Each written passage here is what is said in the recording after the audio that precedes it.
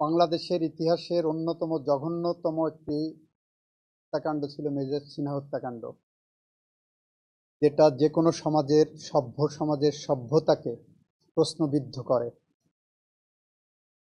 এই মামলায় বিচারিক আদালত 2 জনকে ফাঁসির আদেশ দিয়েছিলেন এবং 6 জনকে যাবজ্জীবন কারাদণ্ডে দণ্ডিত করেছিলেন। ফাঁসির আদেশ যেহেতু দিয়েছেন, আইনের বিধান মতে ডেথ রেফারেন্স হিসাবে এটা সুপ্রিম কোর্টে আসে। বাদীপক্ষের পক্ষ থেকে একটি রিভিশন দায়ের করা হয় বাকি 6 জনকেও মৃত্যুদণ্ড দেওয়ানোর জন্য। রাষ্ট্রপক্ষ থেকে কোনো আপিল করা হয়নি। আসামিরা সবাই আপিল দায়ের করেছিলেন। ফলে ডেথ রেফারেন্স, বাদীপক্ষের রিভিশন এবং আসামিদের আপিল একসাথে শুনানি শেষ করে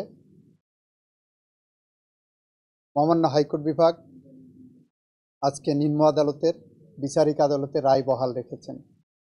অর্থাৎ 2 জনের ফাঁসি এবং 6 জনের যাবজ্জীবন জেল এটি বহাল রেখেছেন। আদালতে আমাদের গত দিনে যে সাবমিশন দিয়েছিলাম, এই সাবমিশনে আমরা এটা বলেছিলাম, মেজর সিনহা তার জীবন দিয়ে আরও অগণিত মানুষের জীবন রক্ষা করে গেছে এই মানুষরূপী প্রদীপ লিয়াকতদের হাত থেকে। আমরা বলেছিলাম, মেজর সিনহার যদি ন্যায় বিচার না হয়, রাষ্ট্র যদি মেজর সিনহা হত্যাকাণ্ডের ন্যায় বিচার করতে ব্যর্থ হয়, তাহলে কবি হেলাল হাফিজের মতো আমরা তার ভাষায় উত্তর পুরুষের ভীরুকা পুরুষের উপমা হয়ে রয়ে যাব। আমরা বলেছিলাম, এই বিচার প্রক্রিয়ায় রাষ্ট্রপক্ষ এতটাই তৎপর যে আগামী প্রজন্মের জন্য, সুকান্তের ভাষায়, আগামী প্রজন্মের জন্য বাসযোগ্য করে গড়ে তুলে রাখার জন্য এই বিচারটা প্রয়োজন এবং এই শাস্তিটা বহাল রাখা প্রয়োজন।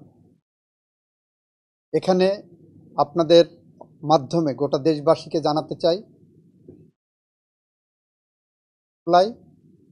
আসামি পক্ষ একটি অ্যালিবাই নিয়েছিল। এটা হলো মেজর সিনহা তাদেরকে গুলি করার জন্য উদ্যত হয়েছেন, এই কারণে আত্মরক্ষার্থে লিয়াকত তাকে গুলি করে হত্যা করেছে। ঢালাইয়ের সেরা প্রিমিয়ার সিমেন্ট। আমরা আদালতের সামনে দেখাতে সক্ষম হয়েছি 2টা জিনিস। নাম্বার 1,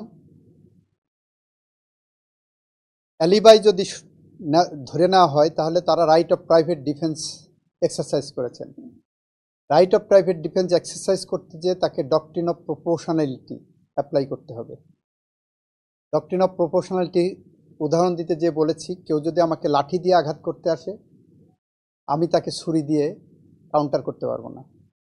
কেউ যদি আমাকে ছুরি দিয়ে আঘাত করে, আমি তাকে গুলি করতে পারবো না। সেখানে মেজর সিনহার যে এপিসোড ওখানে আসছে, আমরা দেখাতে পারলাম যে সে গাড়ির থেকে নেমেছে 2 হাত উঁচু করে। যখন 2 হাত উঁচু করে উনি নিচে আসেন, তার মানে উনি আত্মসমর্পণ করেছেন।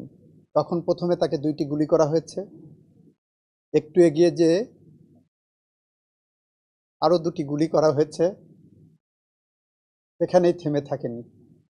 লিয়াকত তার নিথর দেহে পা দিয়ে আঘাত করেছে।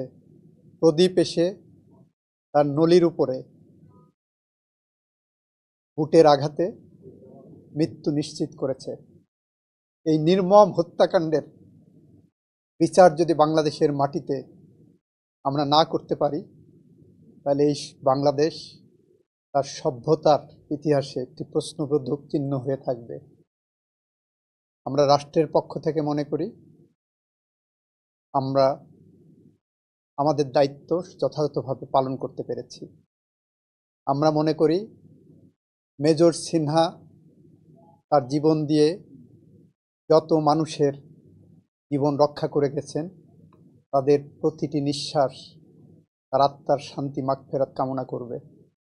আমরা মনে করি মেজর সিনহার যারা সতীর্থ, সহকর্মী, বিশেষ করে সেনাবাহিনীর যে সমস্ত কর্মকর্তারা মেজর সিনহার বিচারের জন্য তাদের কণ্ঠ উচ্চারিত করেছিলেন, তারা আজকে একটু শান্তি পাবেন।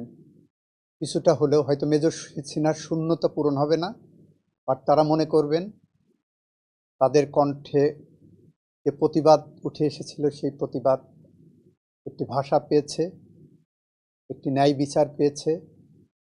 মেজর সিনহার আত্মার শান্তির জন্য তাদের এটার থেকে বড় কোনো ইবাদত হতে পারে না। মেজর সিনহা যে কালকে বলেছি, কোনো কোনো মৃত্যু পাখির পালকের মতো হালকা, কোনো কোনো মৃত্যু থাই পাহাড়ের মতো ভারী।